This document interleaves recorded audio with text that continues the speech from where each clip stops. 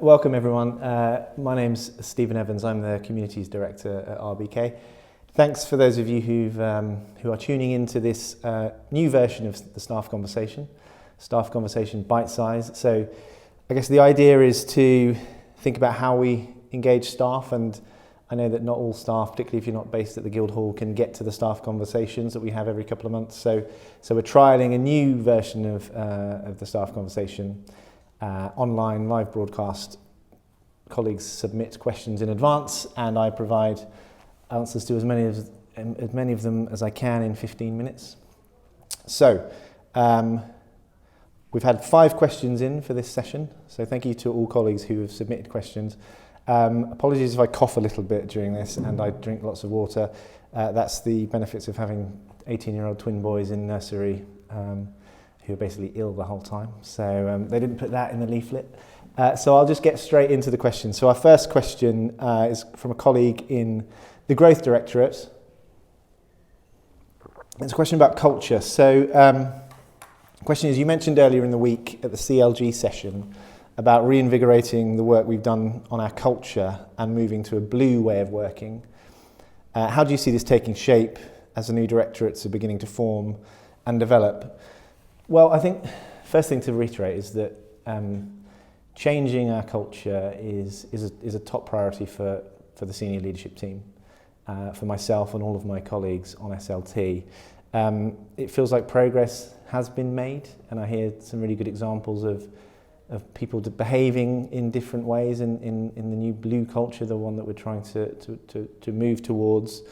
But it's going to take time, it's a work in progress, and it's something we need to continue with. So in practical terms, there are some opportunities coming up over the next few months. So we are recruiting, and we have recruited a number of new assistant directors and corporate heads of service.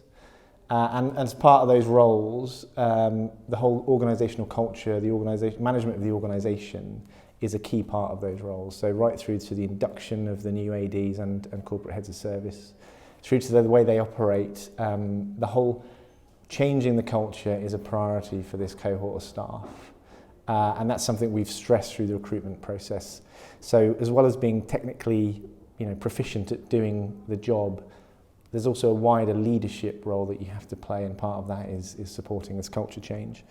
I also think there's opportunities from our Better Working programme. So a number of teams are moving into newly refurbished offices in Guildhall 2 over the next few weeks. So my directorate in particular, we are dispersed across all 3 of the Guildhall buildings, and I've also got teams in other parts of the borough.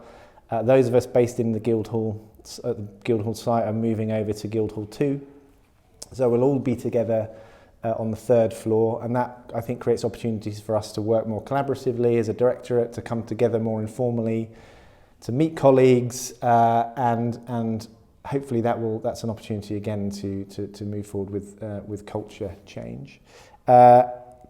Colleagues from HR and OD have been having several workshops with different teams over the summer, facilitated discussions about how teams can work differently, embracing this new culture.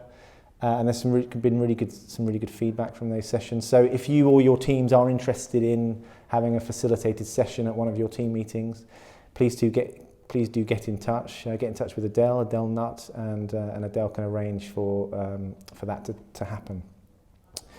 So I just wanted to reiterate that it is a priority for us. It is going to take time. It feels like we are moving, but it's a work in progress, and it's something that we'll continue with. But thank you for the question. Second question is about IT. So, question from a colleague in the Growth Directorate: is there an anticipated date when our IT systems will work as they should, and not as they have been in the last couple of weeks, which has meant that at times we've been unable to log on to modern desktop, and as a result we've been unable to work. Well, firstly, I want to apologise for the problems we've been facing over the last couple of weeks. I know it's very frustrating when IT isn't working as it should. I know that the team are working hard to resolve the issues, and we have made progress. and I'm talking to Mark Lumley, the AD, to make sure we're on top of these issues, and I think we are, and we're turning it around. I would say that I think it's a blip. I've been here 6 months now, and I think IT on the whole is working well. I've worked in previous organisations when IT hasn't worked so well, and that hasn't been a big problem. So recognise over the past couple of weeks there have been a few issues, and that's had an impact on some of you. We apologise for that. We are working hard with the supplier to fix it and get back to a system which works as we all want it to work.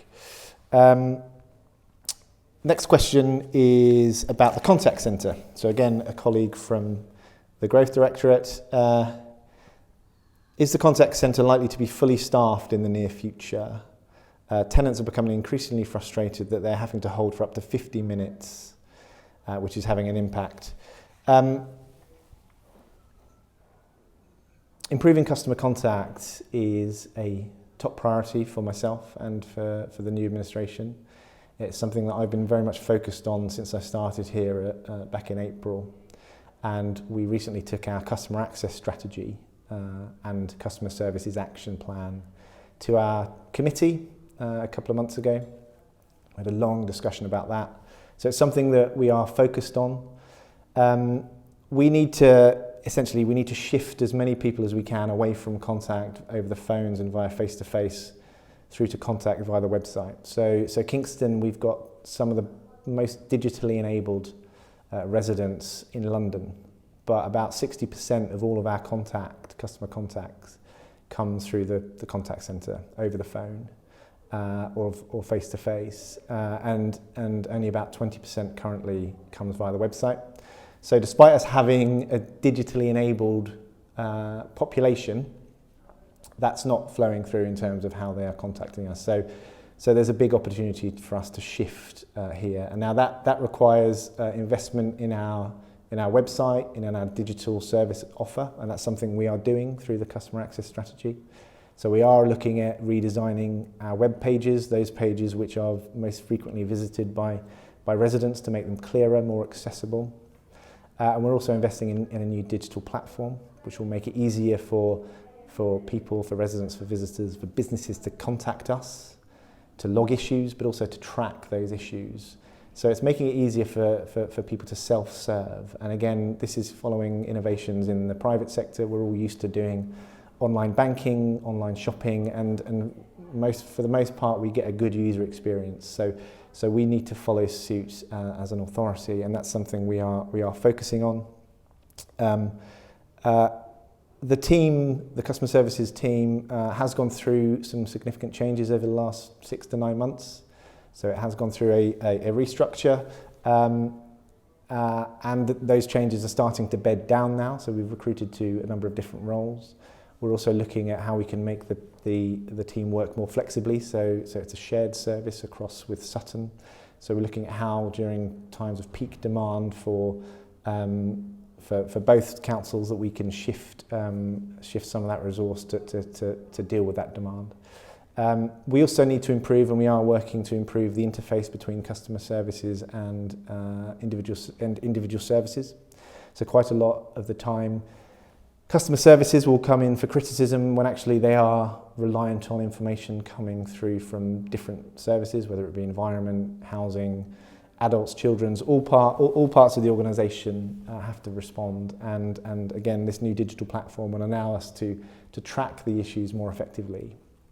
And we are also working on improving the amount of issues that can be dealt with at the first point of contact, so that we are, as far as possible, not passing residents or those that inquire to different parts of the organisation. And again, for some of those more complex issues, we might not ever be able to resolve those first time, but we are seeing an increase in the number of issues that are being resolved at the point of first contact. So this is very much a work in progress. It does require investment in the website, but we have got the building blocks in place to start pushing on this. The question mentions people waiting for up to 50 minutes. Now, there will be occasions where people are waiting longer than we'd like, and there are times where demand peaks, And again, we need to do more to get information out there to people who are trying to contact us via the phone, to be clear about what our times of peak demand are. Our average call waiting time is around about 5 minutes. So although some people are having to wait a little bit longer, on average it's about 5 minutes. So there will be times when it's less, there will be times when it's more. But that's something we are tracking now. So we're developing a new set of customer service standards and a new set of performance data so that we can track our performance on this. So I guess the final thing to say is where people feedback, and we do welcome feedback from our customers, from our residents, from our businesses. Where people have had a bad experience, we do often investigate that. So we do welcome feedback so that we can then build that into how we move forward and how we develop the service for the future. So recognise that sometimes there are frustrations, but it's a priority. It's something we're moving towards, and I think there's some big opportunities here for the borough over the next few months. The next question is about how do we share best practice with other authorities, with other parts of the public sector. So lots of other councils in particular facing some similar challenges to the one we're facing in Kingston, and how can we best share work that others are doing and look at how we can implement some of that in Kingston. Absolutely. I mean, that's something we should be doing more of, and we are going to be doing more of. So a few examples: we are working with the Local Government Association to look at some of the opportunities that they can provide. We are going to be having an LGA peer review at some point, probably early next year. So this is where the LGA send a peer review team, which is made up of councillors, chief executive and senior officers from other councils. They come in and they assess how prepared we are for our things like setting the budget, governance and decision making, and this is something that we are building towards. So part of that is developing a self-assessment. Where do we think we are? How good do we think we are? And how do we need to improve some of this? So the LGA peer review is a really good opportunity for us to learn from best practice from elsewhere. And that's something you'll be hearing more of as we gear up for the review. And that's something we want to involve staff in, and something we want to be transparent about. We will look to publish the results of the peer review, and we will obviously look at how we can learn from any of the actions that come out of that. Other things we are engaged in, so quite frequently myself and colleagues attend meetings at London councils. So I attend a London Council's Environment Directors group, which is really, really helpful. So lots of other boroughs looking at things like improving air quality, lots of other boroughs doing some interesting things around electric vehicle charging, and that's a manifesto commitment for the administration. So learning from best practice from other boroughs through these London councils groups is something that's proving really useful. Kingston is also part of the South London Partnership group of authorities, with colleagues from Richmond, Wandsworth, Croydon and Sutton, and our chief executives meet every couple of months to talk about how we're tackling some of the big issues that are facing all of the boroughs. So things like special educational needs, adult social care, engaging with the health sector. So again, these are really good opportunities for sharing best practice across different authorities. So I think there are opportunities. I would encourage you all, as far as possible, to develop your networks. I know it's very difficult sometimes. We are very focused on the day-to-day, on delivering the task in hand, and at the moment it feels very, very busy in the run-up to Christmas as we move through setting the budget. It's going to get really, really busy, but I would urge you, where possible, to look at how you can sometimes take a step back, develop those networks, and learn from best practice from elsewhere, because we can't solve everything ourselves. We do need to learn from other authorities. So there are opportunities there, and we are trying to benefit from those opportunities. Final question. I think we've got about a minute left. Question about how can staff raise questions about difficult topics. Well, firstly, you can do it through staff conversation, and if you don't feel comfortable raising a question in the face-to-face sessions, doing it this way, might help. So please do submit questions for future sessions. The idea is that we'll run these alternate sessions. So we'll have face-to-face sessions, and then every 2 months we'll have a bite-sized online session like this. But I see this as part of the culture change. So we want to move to a council that is open, and transparent, and that staff feel enabled to raise difficult questions with their line manager, with their team leader, with their assistant director, with their directors. So I would encourage you to raise any difficult questions with your line manager. If you don't feel comfortable raising it with your line manager, raise it perhaps with your team leader, raise it with a peer or a colleague. And for more serious issues, then obviously we have colleagues from Unison and HR that you can talk to. So there are different ways you can ask questions about difficult issues, and again, I encourage that. We've got to hear views from staff, and that's all. Again, that's part of moving to a different way of working and a different culture where staff feel empowered to talk about things, to raise issues, no matter how difficult they might be. So I think we're pretty much done. That's 15 minutes. I've got through all of the questions today. Again, thank you for those of you who've tuned in, and thank you in particular for those members of staff who have submitted questions. There'll be a next staff conversation towards the middle of November, and then we'll look to have another one of these sessions before Christmas. So thank you. Enjoy the rest of your day.